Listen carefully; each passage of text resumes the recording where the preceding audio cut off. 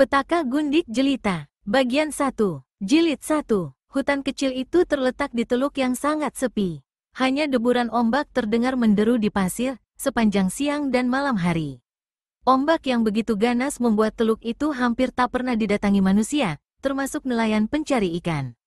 Tersembunyi di balik kerapatan pepohonan dan semak belukar, terdapat sebuah pondok kayu beratap ijuk. Bangunan ini cukup besar, memiliki 2 kamar serta langkan lebar. 2 orang tampak duduk di langkan, berhadap-hadapan satu sama lain. Untuk beberapa saat lamanya, tak satu pun dari mereka membuka mulut bersuara. Duduk di sebelah kanan, di dekat pintu, adalah seorang tua berambut sangat putih, berkulit hitam, mengenakan pakaian berupa selempang kain kuning muda. Parasnya yang keriput dimakan usia tampak tenang, walau benak dan lubuk hatinya disamaki berbagai pikiran dan perasaan.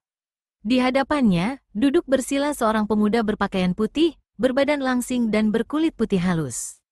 Rambutnya yang hitam agak tersuruk oleh ikat kepala putih. Meskipun dia berpakaian seperti laki-laki, namun keelokan paras dan kehalusan kulitnya tak dapat menyembunyikan bahwa sebenarnya pemuda ini adalah seorang gadis berusia sekitar 18 tahun. Empu, kau tadi hendak membicarakan sesuatu. Tapi sejak tadi kau hanya berdiam diri, terdengar suara gadis elok paras. Terus terang, sebelumnya percakapan ini sudah kupersiapkan. Namun pada waktu tiba saatnya, terasa tenggorokanku menjadi kering dan lidah seperti keluh, kata orang tua yang dipanggil dengan sebutan Empu. Nawang Suri, ketahuilah, sejak kita tersingkir dari kota Raja Lama, sejak orang tuamu terbunuh, sejak sanak saudara, Handai Taulan, dan semua pejabat pengasuh dimusnahkan, sejak itu pula aku hampir-hampir hilang rasa percaya diri. Tapi Empu, sang dara bernama Nawang Suri cepat memotongnya. Selama ini justru Empu selalu menanamkan semangat percaya diri padaku. Selalu mengobarkan api keberanian dan tekad bulat bahwa suatu ketika semua yang musnah itu akan kita dapatkan kembali. Adalah aneh kalau sekarang Empu bicara lain. Si orang tua itu batuk-batuk beberapa kali, lalu menganggukkan kepalanya. Aku sudah tua, Nawang, dan aku bukan manusia yang dapat menyembunyikan kenyataan.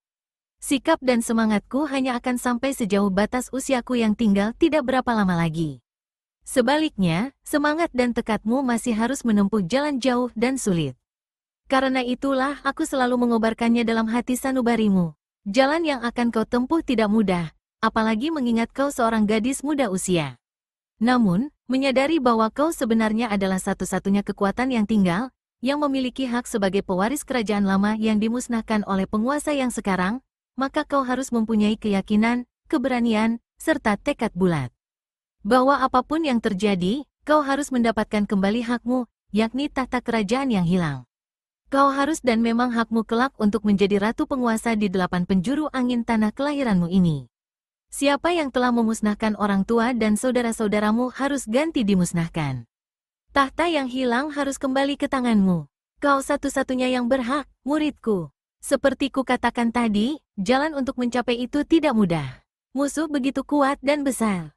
Namun dengan bekal kepandaian yang kau miliki, aku yakin kau akan berhasil mendapatkan tahta yang hilang itu. Aku berdoa pada dewa, semoga pada saat kau dinobatkan menjadi ratu, aku yang tua ini masih diberikan umur panjang untuk menyaksikannya. Hanya satu hal yang harus kau ingat, Nawang. Ilmu kepandaian yang betapapun tingginya tidak ada manfaatnya bila mana tidak disertai akal pikiran dan kecerdikan. Lakukan rencana yang telah kita susun dengan sebaik-baiknya. Jika kau nanti meninggalkan teluk ini, bersikaplah selalu hati-hati. Aku tahu pasti mata-mata penguasa berkeliaran di mana-mana. Sebelum kita berdua mereka temukan dan tumpas, mereka tidak merasa aman. Hindari jalan-jalan umum. Jangan pernah bicara dengan siapapun. Masuklah ke Kuto Gede pada malam hari. Ingat, satu-satunya yang harus kau cari dan temui adalah Gama Manyar, seorang ahli ukir-ukiran perak. Sepertiku, dia sebenarnya juga seorang empu. Nama sebenarnya Empu Soka Panaran. Lama Nawang Suri terdiam, sebelum akhirnya berkata, semua pesan dan petunjuk empu akan aku ikuti. Kalau murid boleh bertanya, kapan aku harus berangkat ke Kuto Gede? Malam ini, jawab Empu Andiko Pamesworo. Malam ini? Begitu cepat, tanya Nawang Suri hampir tak percaya. Pekerjaan yang harus kita lakukan memang jenis pekerjaan gerak cepat. Berlama-lama berarti hanya memberi kesempatan pada penguasa untuk lebih leluasa menyusun kekuatan.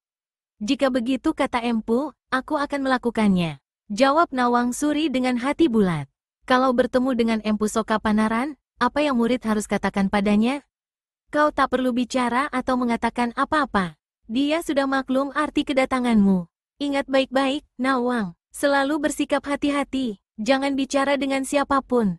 Usahakan untuk tidak bertemu dengan siapapun sebelum mencapai Kuto Gede. Juga jangan percaya pada siapapun. Saya akan ingat hal itu baik-baik, Empu. Saya minta diri untuk mempersiapkan segala sesuatu. Tunggu dulu, Nawang, ujar Empu Andiko Pamesworo. Dari balik selempang pakaian putihnya, orang tua ini mengeluarkan sebilah keris berhulu dan bersarung emas. Senjata ini memancarkan sinar kuning yang angker. Empu Andiko mencium keris itu 3 kali berturut-turut, lalu meletakkannya di atas pangkuannya. Ini adalah Mustiko Geni, pusaka tunggal kerajaan semasa ayahmu memerintah. Siapa yang memilikinya, dialah yang berhak akan tahta kerajaan. Ini bukan senjata biasa, Nawang. Keris ini memiliki keampuhan luar biasa karena sakti. Bila kau cabut dari sarungnya, akan terpancar sinar merah dan hawa sepanas api akan membersit. Jarang lawan yang sanggup menghadapinya. Karenanya, kau hanya boleh mempergunakan bila mana dalam keadaan terdesak sekali. Kagum Nawang Suri mendengar keterangan sang empu. Matanya tak berkedip memandang senjata yang ada di atas pangkuan itu. Ambillah, Nawang, kata Empu Andiko. Keris, Mustiko Geni itu untuk saya, Empu, tanya Nawang Suri hampir tak percaya. Aku tidak memberikannya padamu, Nawang. Keris ini adalah milikmu sebagai pewaris tunggal kerajaan. Selama ini, aku hanya tolong menyimpan. Dengan 2 tangan gemetar, Nawang Suri mengambil senjata itu dari atas pangkuan sang empu. Aneh, Mustiko Geni ternyata enteng sekali. Pada saat Dara memegang keris sakti tersebut, detik itu pula Empu Andiko Pamesworo menjatuhkan diri bersimpuh. Nawang Suri tersentak kaget. Empu, mengapa kau menyembahku? Tanya sang Dara. Si orang tua tersenyum. Karena kaulah pewaris tunggal kerajaan yang sah. Karena kau adalah ratuku, kepada siapa aku berbakti? Nawang Suri menggigit bibirnya, lalu berkata perlahan, seperti katamu, Empu. Perjalanan masih jauh. Belum saatnya siapapun menyembahku. Aku saat ini hanya manusia biasa, tak lebih seperti engkau sendiri. Ketika Empu Andiko Pamesworo mengangkat wajahnya, tampaklah air mata telah membasahi pipinya yang cekung. Muridku, sifat dan tutur bicaramu sangat menyerupai Sri Baginda, mendiang ayahmu. Jilid 2. Hanya beberapa saat saja setelah Nawang Suri meninggalkan pondok di Teluk, dalam kegelapan malam, di bawah udara dingin mengandung garam, di bawah deru ombak yang berdebur di atas pasir, 3 sosok tampak berkelebat cepat laksana bayang-bayang. 3 sosok tubuh ini bergerak menuju pondok. Salah seorang mengintip lewat celah dinding, 2 lainnya berjaga-jaga. Yang mengintip kemudian kembali menemui 2 kawannya. Di kamar yang ada lampu menyala, kulihat empu itu. Seorang diri, kita berhasil mencapai tujuan, tapi orang yang kita cari mungkin tak ada di sini. Sebelum pondok itu digeledah, mana mungkin kita tahu dia ada di dalam atau tidak, menyahut kawannya. Agaknya dia yang menjadi pimpinan dari 3 manusia dalam gelap itu. Kita akan menyelidiki sekarang atau menunggu sampai pagi, bertanya orang ketiga. Jangan tolol, desis sang pemimpin. Apa yang bisa dilakukan malam ini harus dilakukan sekarang juga. Lalu dia memberi isyarat. Lelaki pertama berkelebat ke arah pintu belakang pondok. Orang kedua, laksana seekor burung alap-alap, tanpa menimbulkan suara sedikit pun, melesat ke atas atap pondok yang terbuat dari tumpukan ijuk tebal. Yang berlaku sebagai pemimpin melangkah mendekati pintu depan. Siapapun manusianya yang ada di dalam pondok itu jelas tak akan mungkin lolos atau keluar tanpa diketahui. Andiko Pamesworo, si pemimpin berseru. Suaranya keras, meskipun hampir larut oleh suara deburan ombak di teluk. Kami orang-orang kerajaan berada di sini. Lekas keluar bersama muridmu. Lampu di dalam pondok serta-merta padam. Kegelapan semakin mencekam tempat itu. Orang-orang kerajaan, terdengar suara Empu Andiko Pamesworo dari dalam bangunan kayu. 5 tahun berlalu, akhirnya kalian datang juga. Aku memang sudah bosan menunggu. 3 orang tamu yang datang bersama angin dan kegelapan malam, silakan masuk. 3 orang yang mengaku orang-orang kerajaan itu diam-diam menjadi kaget. Masih berada di dalam pondok yang gelap, bagaimana sang empu mengetahui kalau mereka berjumlah 3 orang? Lelaki di atas atap tampak mengangkat tangan, siap untuk menghantam. Kawannya yang tegak di pintu depan memberi isyarat agar tidak bertindak kesusu. Lalu dia berseru, Empu tua, Jangan kau berani berlaku tidak sopan terhadap kami. Mempersilakan masuk, tapi semua pintu tak ada yang dibuka. Menyuruh masuk tapi rumah dalam gelap gulita. Hahaha, terdengar Empu Andiko Pamesworo tertawa. Menuduh aku si tua bangka berlaku tidak sopan. Lalu, apakah kalian bertiga punya sopan santun? Mendatangi rumah orang di tengah malam buta sambil berteriak-teriak. Satu menghadang di pintu belakang, satu lagi memanjat di atas atap. Lainnya menunggu di pintu depan. Tuan rumah mana yang suka berbasa-basi dengan kalian?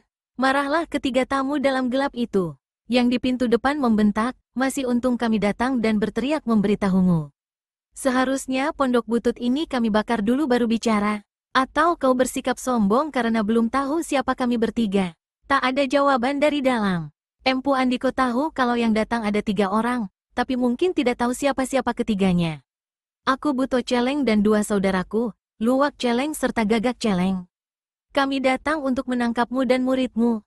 Dengan memberitahu siapa mereka, si pemimpin, yakni Buto Celeng, mengira akan membuat sang empu menjadi takut, lantas keluar tunjukkan diri. Tapi dari dalam justru terdengar suara ejekan menghina. Ah, 3 ekor celeng rupanya. Kasihan, malam-malam buta begini kalian tersesat sampai ke teluk. Kalau begitu, tunggulah sampai pagi. Kalau hari sudah terang, tentulah kalian tahu jalan pulang. Tua bangka kurang ajar, Buto Celeng marah sekali. Diberi kesempatan jelas-jelas minta mati. Dia lalu memberi isyarat pada Gagak Celeng yang ada di atas atap. Sesaat kemudian, nampak api berkobar di atap yang terbuat dari ijuk itu. Dalam waktu singkat, kobaran api melahap seluruh atap, terus merambat ke dinding kayu. Ketika seluruh bangunan telah dimakan api, lalu rubuh tinggal puing-puing hitam saja, 3 orang itu melangkah mengitari reruntuhan pondok. Mereka tidak menemukan Empu Andiko Pamesworo ataupun tulang belulangnya di antara reruntuhan. Selagi mereka mencari-cari, dari sebelah kiri terdengar suara menegur. Aku di sini, mengapa mencari di situ? Kagetlah Buto Celeng dan 2 saudaranya. Bagaimana mungkin sang empu menyelinap keluar dari dalam pondok yang dilalap api tanpa mereka lihat atau ketahui? Empu Andiko, bentak Buto Celeng. Umurmu tidak lama, lekas katakan di mana anak itu kau sembunyikan. Siapa menyembunyikan siapa? Keparat. Siapa lagi kalau bukan muridmu bernama Nawang Suri itu yang kami cari, hardik Gagak Celeng. Dialah tadi yang membakar pondok kediaman sang empu. Oh, muridku itu, ujar sang empu. Aku akan memberitahu di mana dia berada kalau saat ini juga kalian bisa menggantikan pondokku yang kalian bakar. Sanggup, kau bicara ngacok, membentak Luwak Celeng. Kau akan mendapat pondok baru di akhirat. Empu Andiko tertawa. Kalian tidak akan menemukan Nawang Suri di sini. Dia sudah lama pergi. Pendusta, bentak Buto Celeng. Lekas beritahu di mana gadis itu berada, menghardik Gagak Celeng. Sudah kukatakan, dia tak ada di sini. Kalau begitu, terpaksa kami membunuhmu saat ini juga, mengancam Buto Celeng. Si orang tua itu tidak takut akan ancaman itu, menjawab sambil tersenyum. Seharusnya kalian para perampas tahta kerajaan sudah membunuhku 4 tahun silam. Malam ini, kalian akan menyesal tidak melakukan hal itu. Adik-adikku, seru Buto Celeng. Tua bangka ini memang tak layak dibiarkan hidup lebih lama. Begitu selesai bicara, Buto Celeng melesat ke depan, diikuti oleh 2 saudaranya.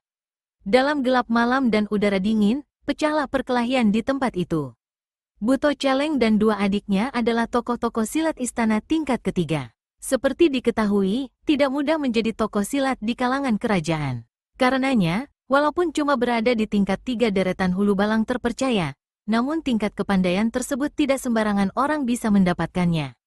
Dengan kata lain, ilmu silat yang dimiliki 3 bersaudara Celeng itu berada pada tingkat tinggi. Apalagi mereka berjumlah 3 orang. Maka, arus serangan mereka dalam gebrakan pertama sudah berarti kematian bagi Empu Andiko Pamesworo. Tak dapat tidak, orang tua yang malang ini akan menemui ajal dengan kepala pecah, atau dada remuk, atau perut jebol. Akan tetapi, betapa terkejutnya ketiga tokoh silat istana tersebut, ketika dengan gerakan tenang tapi gesit, laksana hembusan asap, tubuh sang empu meliuk, dan berhasil mengelakkan 3 serangan maut mereka.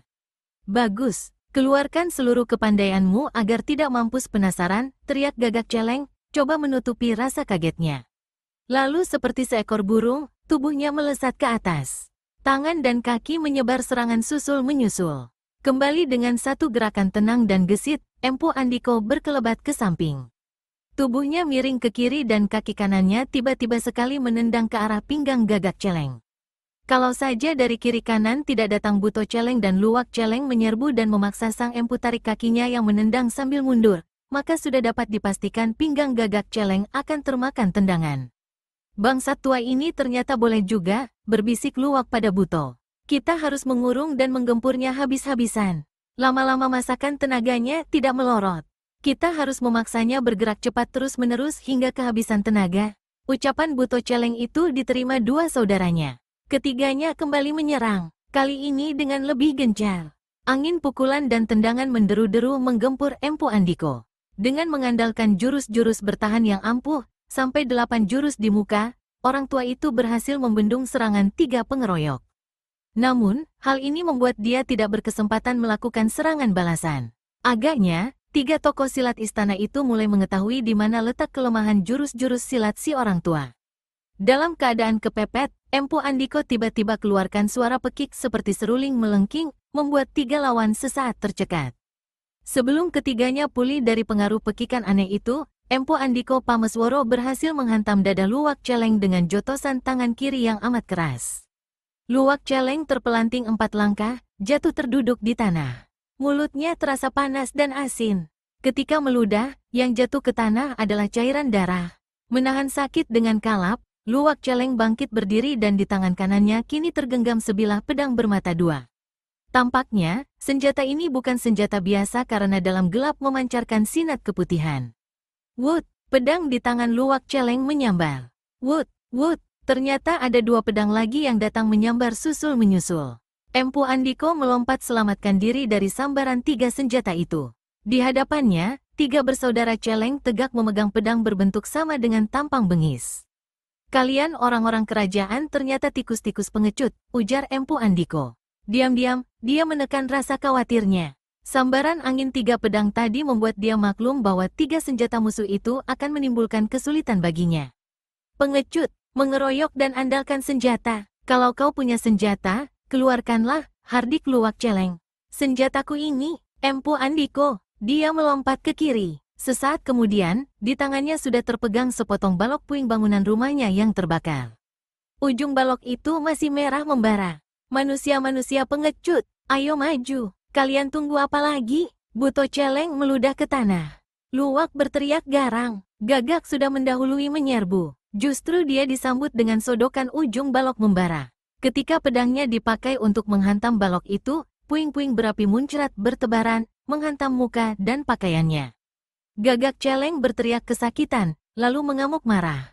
2 saudaranya ikut berteriak berang. 3 pedang kembali berserabutan dalam gelapnya malam.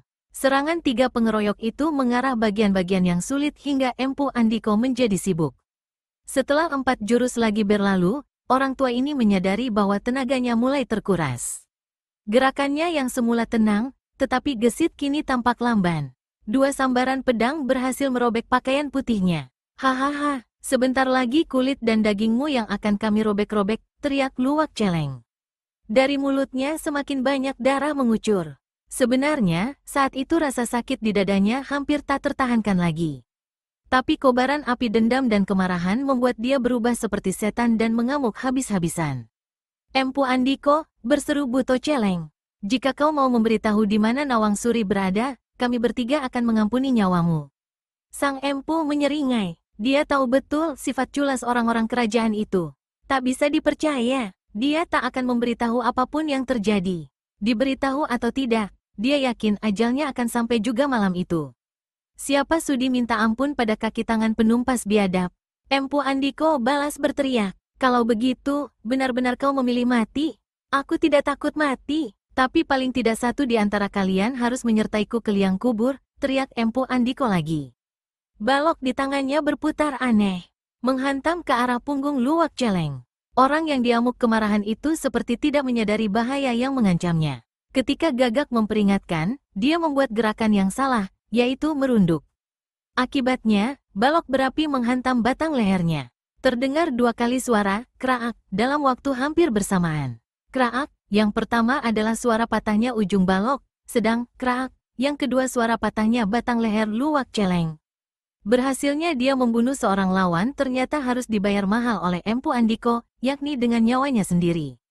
Baru saja dia membalikkan badan untuk menghadapi dua lawan yang datang menyerang, dua ujung pedang tahu-tahu sudah diarahkan kepadanya. Satu menempel tepat di batang tenggorokan, satu lagi di pertengahan dada. Kami masih bersedia mengampunimu, kata Buto Celeng menyeringai. Ya, ujar Gagak, lekas katakan di mana Nawang Suri berada.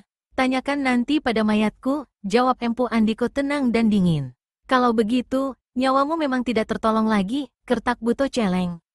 Ujung pedang yang dipegangnya ditusukkan kuat-kuat menembus tenggorokan. Di saat yang sama, Gagak Celeng hujamkan ujung senjatanya ke dada si orang tua.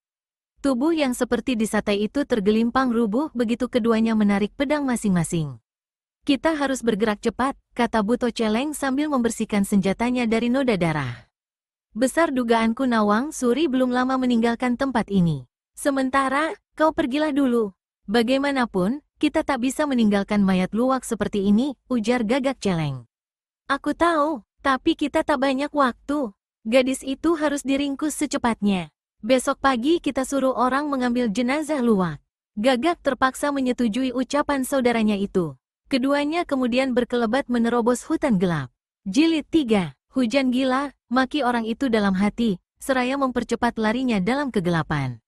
Meski rimba belantara itu cukup lebat, namun tidak mampu membendung curahan hujan yang begitu deras. Sebentar saja sekujur tubuh dan pakaian orang itu sudah basah kuyup. Dia membetulkan letak buntalan perbekalan di punggungnya sesaat, lalu lari kembali ke jurusan barat laut. Sebentar-sebentar dia meraba kumis tipis yang menghias bibirnya. Dia merasa lega ketika akhirnya keluar dari hutan. Kini perbukitan kecil yang merupakan bukit sawah membentang di hadapannya. Udara terasa dingin, apalagi dalam keadaan basah kuyup seperti itu. Sebelumnya tak pernah dia berlari sejauh itu, namun sedikit pun dia tak merasa letih. Dengan lincah, dia berlari di atas pematang-pematang sawah yang cukup untuk pemijakan kaki, serta licin pula. Meskipun tidak letih, namun ketika melihat sebuah dangau di ujung persawahan, orang ini akhirnya pergi duduk di sana. Dia tak perlu merasa cepat-cepat dalam perjalanan itu. Bukankah dia tak akan memasuki Kuto Gede besok siang? Tapi sesuai petunjuk, dia akan menunggu sampai malam, baru memasuki kota kecil itu bila dirasakannya sudah aman. Setelah merasa cukup lama duduk di dangau itu, orang tersebut melompat turun dan melanjutkan perjalanan. Baru saja dia berlari beberapa langkah, lapat-lapat didengarnya suara orang berlari di kejauhan. Ada lebih dari satu orang yang berlari ke jurusannya dan sangat cepat. Ketika berpaling, benar saja, dilihatnya dua orang lelaki berlari mendatangi. Yang sebelah depan malah terdengar berseru, "Kisanak, berhenti dulu." Orang berkumis terus saja berlari, malah berusaha lebih cepat hingga kedua orang di belakangnya tertinggal. "Hai, tunggu, jangan takut, kami bukan begal, kami hanya ingin bertanya." Orang di sebelah belakang kembali berteriak. Dia dan kawannya mempercepat lari masing-masing. Orang di sebelah depan akhirnya berhenti. Tapi dia tegak membelakangi hingga ketika kedua orang itu sampai, mereka terpaksa mengelilinginya, lalu tegak berhadap-hadapan. "Dengar, kami bukan begal atau rampok. Kami hanya ingin bertanya, Kisanak muda ini dari mana dan hendak menuju kemana?" Yang ditanya geleng-gelengkan kepala dan goyang-goyangkan tangan. "Ah, kenapa tak mau menjawab?" Lelaki di sebelah kanan, yang bukan lain adalah Buto Celeng, bertanya. "Kami ingin bertanya, apakah Kisanak melihat seseorang melintas daerah ini?" Kembali yang ditanya goyangkan tangan dan kepala. Dari mulutnya terdengar suara, "Pemuda ini gagu," tanya Gagak Celeng pada saudaranya. "Kelihatannya begitu," ujar Buto Celeng. "Jadi kau tidak melihat siapa-siapa lewat di sini?" "Sudahlah. Kau boleh pergi sana," kata Gagak Celeng. Pemuda berkumis itu manggut-manggut, lalu berlari pergi. "Kenapa kau suruh pergi dia?" tanya Buto Celeng agak jengkel. "Abis kita mau bikin apa?" Ditanya pun dia tak bisa menjawab. "Setahuku orang gagu sekaligus tuli." "Pemuda tadi kelihatannya seperti tidak tuli," ujar Buto Celeng. "Apa pentingnya tuli atau tidak? Lagi pula, seseorang bisa saja menderita gagu setelah dewasa." Buto Celeng usap-usap dagunya. "Aku menaruh curiga pada pemuda itu. Tidakkah kau lihat kumisnya tipis tapi cukup lebat? Padahal dagunya polos dan kedua pipinya licin. Kulitnya sehalus kulit perempuan. Lalu suaranya, Memang seperti orang gagu, namun seolah menyembunyikan sesuatu. Kau melantur saja. Ayo kita lanjutkan perjalanan, kata Gagak Celeng. Tidak, sahut Buto tegas. Aku akan mengejar pemuda halus itu. Lalu tanpa tunggu lebih lama, dia melesat mengejar pemuda di depan sana. Mau tak mau adiknya terpaksa mengikuti. Hai, orang muda, tunggu, panggil Buto Celeng sambil lari dan kerahkan seluruh tenaga serta kepandaian mengejar. Tidak seperti tadi, kali ini meskipun sudah diteriaki beberapa kali, pemuda berkumis terus saja tetap lari dan ternyata Buto dan Gagak Celeng cukup menemui kesulitan untuk memperpendek jarak. Kau lihat sendiri, kata Buto pada adiknya. Jika dia seorang pemuda jembel gelandangan biasa, masakan bisa lari secepat itu? Kau betul, kita kejar terus, membenarkan Gagak Celeng. Aku kelupaan membawa senjata rahasia. Kau ada membekali diri, aku juga tidak. Tapi aku ada membawa sebilah pisau pendek. Biar ku hantam dengan pisau ini. Gagak Celeng keluarkan sebilah pisau pendek dari pinggangnya dan siap melemparkan senjata ini. Arahkan ke kaki kanannya atau kirinya. Aku ingin menangkap monyet itu tanpa banyak cedera, berkata Buto Celeng. Gagak Celeng gerakkan tangan kanannya. Pisau pendek mencuat di udara, membelah kegelapan malam, melesat ke arah kaki kanan pemuda yang berlari. Seperti terpeleset, tiba-tiba pemuda di depan sana jatuh terguling. Tubuh dan pakaiannya yang basah kini penuh dengan tanah dan lumpur sawah. Buntalannya mental entah kemana. Ketika dia bangkit dengan cepat, satu telapak kaki menekan keningnya dengan kuat. Sentak Buto Celeng. Aku mau tahu apakah kau benar-benar gagu. Lalu Buto keluarkan pedangnya, langsung ditusukkan ke perut si pemuda. Namun, setengah jengkal dari perut, tusukannya ditahan. Jika pemuda ini benar-benar gagu, dia hanya akan mengeluarkan suara au, au. Tapi jika dia hanya berpura-pura gagu, maka niscaya akan menjerit. Pemuda itu goyang-goyangkan kedua tangannya. Kedua kaki menghempas-hempas. Tapi injakan kaki kanan Buto Celeng berat dan keras. Bangsat, kau mungkin memang gagu, tapi perlihatkan dulu siapa dirimu sebenarnya. Abis berkata begitu, tangan kiri Buto Celeng melesat ke bawah hidung si pemuda. Sret, kumis tipis di bagian sisi kiri bibir si pemuda terlepas tanggal. Apa kataku? Seru Buto Celeng sementara Gagak melongo tak percaya. Sekarang coba ku periksa rambutmu, kembali Buto Celeng keluarkan suara keras. Dan tangan kirinya berkelebat ke arah kain putih penutup dan ikat kepala si pemuda. Sebelum maksudnya kesampaian untuk menarik ikat kepala, tak terduga tiba-tiba si pemuda keluarkan bentakan keras. Tangan kanannya memukul ke samping. Buto Celeng menjerit kesakitan. Kaki kanannya seperti dihantam pentungan besi. Mungkin tulang keringnya sudah remuk saat itu. Jilid 4. Jahanam keparat, bentak Gagak Celeng marah. Kau apakan saudaraku? Lalu dia pun cabut pedang mata dua dari pinggang, langsung membacok ke bawah. Bagian tajam pedang hanya menghantam lumpur pematang sawah karena orang yang dibacok dengan gerakan luar biasa telah lebih dulu melompat dan kini tegak dengan memasang kuda-kuda kukuh. Bangsat, katakan siapa kau sebenarnya, hardik Buto Celeng. Rahangnya bertonjolan, sedang kedua pelipisnya bergerak-gerak saking geramnya. Pemuda yang ditanya tak menjawab ataupun bergerak. Dia tetap tegak memasang kuda-kuda. Memperhatikan kedudukan kuda-kuda si pemuda, Gagak Celeng berbisik pada saudaranya. Jelas keparat ini memiliki kepandaian silat. Aku curiga jangan-jangan dia orang yang kita cari-cari. Lihat saja muka dan kulitnya seperti perempuan. Kalau tidak menyembunyikan sesuatu, mengapa tadi dia memakai kumis palsu? Aku pun menduga demikian, balas berbisik Buto Celeng. Biar kita lihat apa dia betul seorang pemuda, atau perempuan, ataupun banci. Abis berkata begitu, Buto Celeng tusukkan pedang di tangan kanannya ke arah dada pemuda di hadapannya. Gerakannya ini sebenarnya hanyalah tipuan belaka karena begitu lawan mengelak, Buto Celeng ulurkan tangan kiri untuk menjambret kain putih penutup kepala si pemuda. Tubuh yang membuat gerakan mengelak mendadak menendang ke depan sewaktu tangan kiri Buto Celeng menyambar. Tokoh silat tingkat 3 istana ini tidak tinggal diam. Sadar gerakannya menjambret tidak kesampaian, maka kembali pedangnya beraksi. Senjata ini membabat deras ke arah kaki yang menendang. Bersamaan dengan itu, dari samping kanan Gagak Celeng ikut menggempur dengan satu tusukan ke sisi kiri si pemuda. Terjadilah hal yang luar biasa. Tubuh si pemuda mendadak sontak seperti melejit ke udara. Dua hantaman pedang menggempur tempat kosong. Begitu tubuhnya melayang turun, si pemuda sebar serangan berupa tendangan berantai, masing-masing mengarah batok kepala Buto dan Gagak Celeng.